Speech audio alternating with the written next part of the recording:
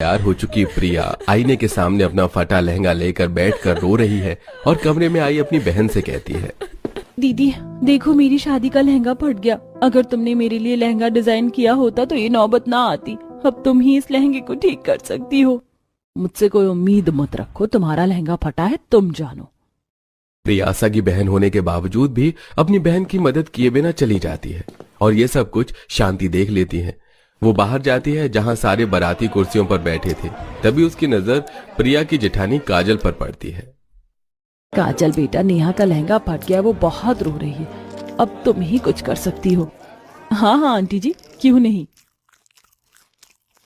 अरे बहन, नेहा भी तो इतनी बड़ी फैशन डिजाइनर है, उसे ही बोल देती। उस औरत की बात सुनकर काजल को थोड़ी हैरानी तो होती है, पर वो प्रिया के पास जाती है। प्रिया, आंटी बता रही थी कि तुम्हारी बहन भी बहुत बड़ी फैशन डिजाइनर है, फिर भी तुमने इतना साधारण लहंगा लिया। वो मुझे ज्यादा भारी कपड़े पसंद नहीं, इसीलिए मैंने अपने लिए सिंपल लहंगा लिया था। चलो कोई बात नहीं, घर में कोई सिलाई मशीन है तो दे दो, मैं भी तुम्हारा लहंगा ठीक कर देती हूँ। प्रिया काजल को हाथ वाली सिलाई मशीन लाकर देती है, जिसका इस्तेमाल कर काजल उसका लहंगा ठीक कर देती है और कुछ ही देर शादी करके अपने गरीब ससुराल जाती है। और अगले दिन उसकी पहली रसोई होती है, तो इसलिए वो प्रिया को बुलाने उसके कमरे में जाती है, जहां काजल अपनी देवरानी को सिंपल साड़ी पहने देखती है और साथ में देखती है बेड पर पड़ी सिंपल साड़ियां और 2 सूट को, तो बड़ी हैरान होती है। प्रिया, आज तुम्हारी पहली रसोई है और तुमने इतनी सिंपल साड़ी पहनी है और ये सारे कपड़े भी बड़े सिंपल से हैं। तुम्हारी बहन फैशन डिजाइनर है, पर तुम इतने सादे कपड़े क्यों पहनती हो। हाँ दीदी, मैंने आपको बताया था ना, मुझे सिंपल कपड़े ही पसंद है और मेरी दीदी बहुत चटक मटक कपड़े बनाती है जो मुझे नहीं पसंद। चलो कोई बात नहीं। कुछ ही देर में प्रिया सबके लिए खाना बनाती है और सभी खाना खाकर प्रिया की काफी तारीफ करते हैं। बहू, खाना तो तुमने बहुत अच्छा बनाया है, और दिवाकर बेटा, कल बहू को पगफेरे की रस्म के लिए उसके मायके ले जाना। हाँ माँ, मुझे याद है।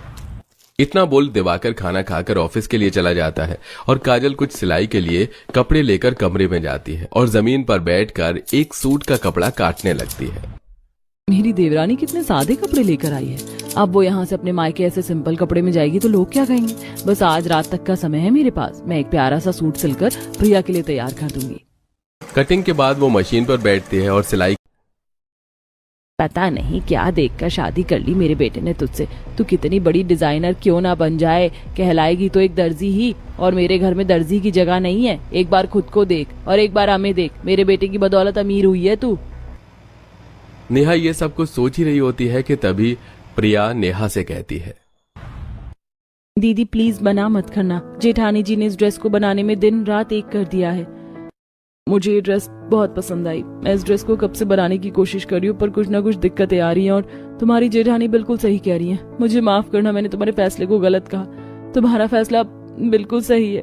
मैं चाहती हूँ कि बस मेरी बहन खुश रहे। मैं तो बस इतना चाहती थी कि जो गरीबी और स्ट्रगल बचपन से आज तक हमने देखा है वो तू आगे ना देखे, पर अब लगता है कि तूने सही किया।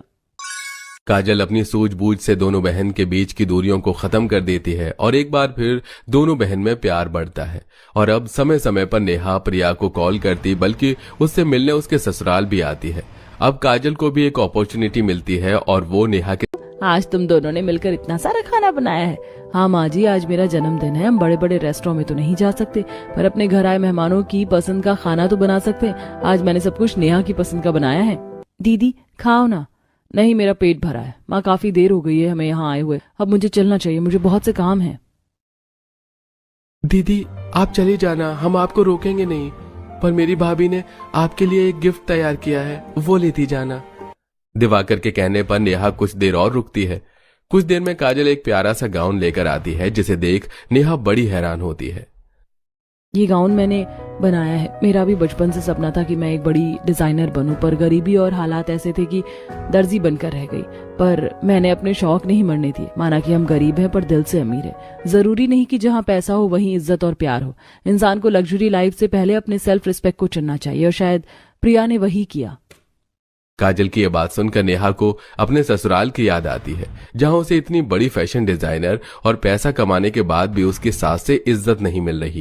इसी तरह कुछ दिन बीत जाते हैं और काजल खाली समय में बैठकर नई नई डिजाइन के कपड़े बनाती है अपनी देवरानी के लिए। प्रिया, देखो मैंने ये पिंक कलर का नए स्टाइल का स्कर्ट और टॉप बनाया, पहन कर आओ। प्रिया उसे पहनकर आती है।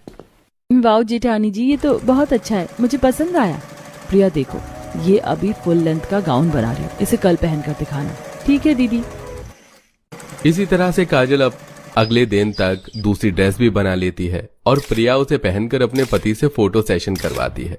अपनी देवरानी को देख काजल बहुत खुश होती है और एक दिन शांति और नेहा को अपने घर अपने बर्थडे पर बुलाती है। माँ, तुमने मुझे यहाँ क्यों बुलाया? मैं नहीं जाने वाली उस गरीब के घर। अगर उसने मेरी बात मानी होती तो आज वो किसी अच्छे घर की बहू होती। ये तुम दोनों बहन के बीच की नाराजगी है, लोगों के सामने दिखाना बंद करो। तुम्हें मेरी कसम है, अपनी बहन के ससुराल चल। अपनी माँ की कसम की वजह से नेहा प्रिया के ससुराल जाती है। अपनी बहन को देखकर जितनी ज्यादा खुश प्रिया होती है उतनी ही ज्यादा नाराज नेहा होती है। वहीं काजल खाने में सब कुछ नेहा की पसंद का बनाती है और सब बैठते हैं।